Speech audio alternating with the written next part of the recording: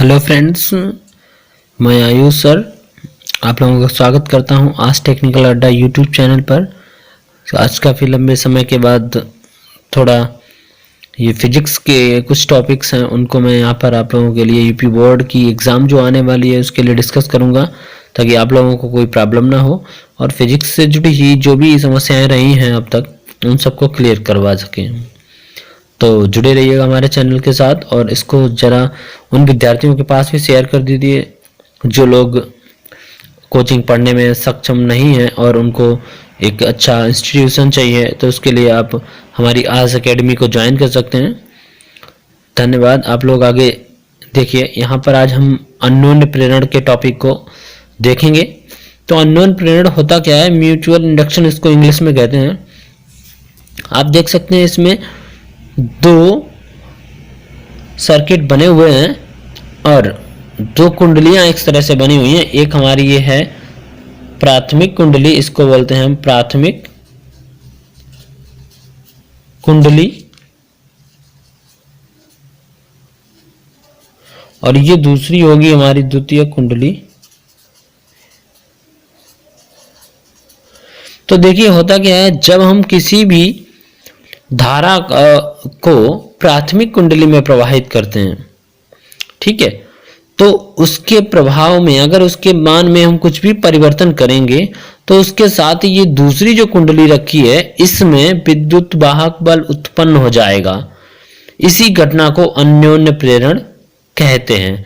देखिए डेफिनेशन क्या कहती है कि जब दो कुंडलियों को पास पास रखकर उनमें से एक कुंडली में बैटरी के द्वारा विद्युत धारा प्रवाहित की जाती है तो उसके पास रखी दूसरी कुंडली, कॉइल इसको कहते हैं इंग्लिश में, कुंडली में एक प्रेरित विद्युत वाहक बल उत्पन्न हो जाता है।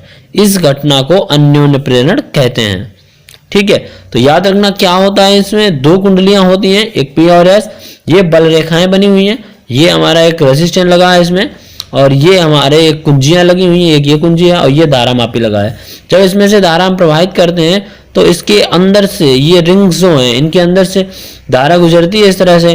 उसके बाद इसके पास रखी हुई ये कुंडली में क्या होता है, विद्युत वाहक बल उत्पन्न हो जाता है। कब? जब हम इसके मान में चेंज करते हैं धारा के मान में।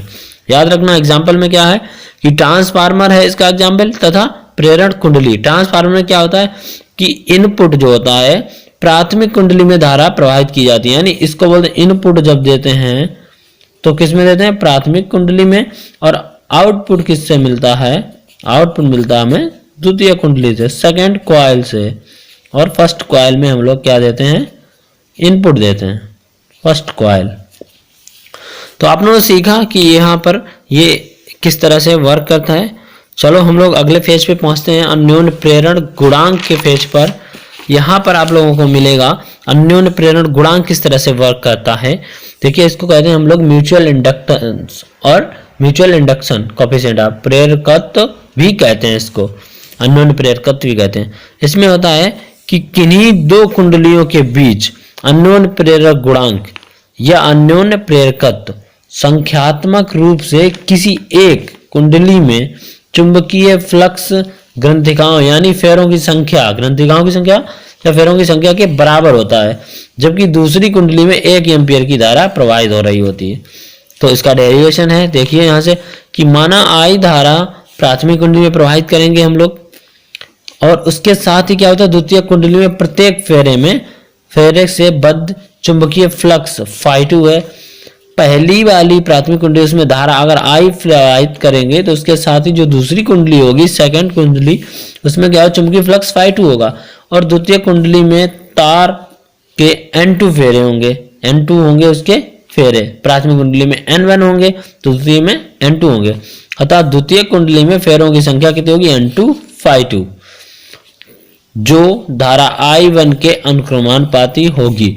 जो प्राथमिक कुंडली में धारा बह रही होती है उसी I1 के अनुक्रमानुपाती होगी। तो देखिए φ2 N2 φ2 अनुक्रमानुपाती I1 के, तो N2 φ2 हो जाएगा MI1, जहां m क्या है, m एक नियतांक है, जिसे क्या कहा गया, जिसे दोनों कुंडलियों के बीच के अन्योन्य प्रेरण कहते हैं।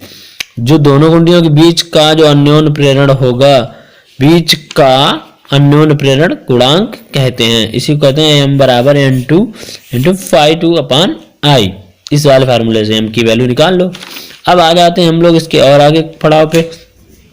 यहां पर क्या कहता है कि यदि प्राथमिक कुंडली में धारा के मान में परिवर्तन करने से द्वितीय कुंडली में प्रेरित विद्युत वाहक E2 हो, तब फैराडे के नियम के अनुसार E2 equal to minus N2 delta phi2 upon delta t, यानी t समय में phi2 विद्युत E2 जो विद्युत वाहक है डेल्टा t समय में, यहाँ पर इसकी संख्या ग्रंथिकाओं की कितनी हो जाएगी, चुंबकीय फ्लक्स कितना हो जाएगा phi2, तो ग्रंथिकाओं की संख्या कितनी होगी N2।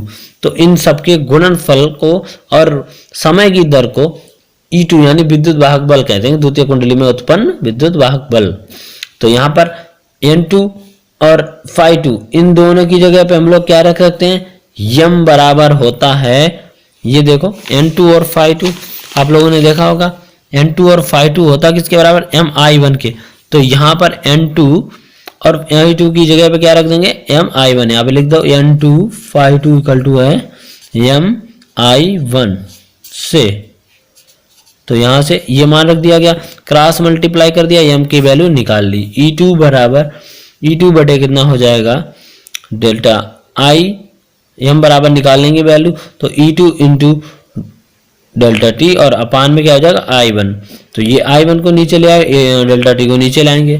तो इफ क्या होता है यहाँ पर, यदि डेल्टा I1 अपान डेल्टा t बराबर कितना है 1 एम्पियर प्रति सेकेंड है, तो m की वैल्यू E2 के बराबर हो जाएगी। इसका मतलब ये होगा, यहाँ पर ये माइनस साइन भी दिख रहा है, देखो ये माइनस साइन, इसका मतलब होता है ये ऋण चिन्ह यहाँ प्रकट करता है कि द्वितीय कुंडली में प्रेरित विद्युत वाहक बल सदैव ऐसी दिशा में उत्पन्न होगा कि वह प्राथमिक कुंडली में धारा परिवर्तन का विरोध करे।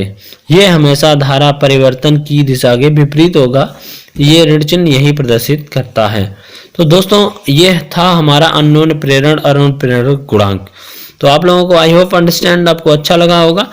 आप इसी तरीके से सारे टॉपिक आपके क्लियर करवाए जाएंगे, जब तक कि सेशन स्टार्ट नहीं हम कर पाते हैं, थोड़ी प्रॉब्लम के चलते ये हमें ऑनलाइन पढ़ाना पड़ रहा है।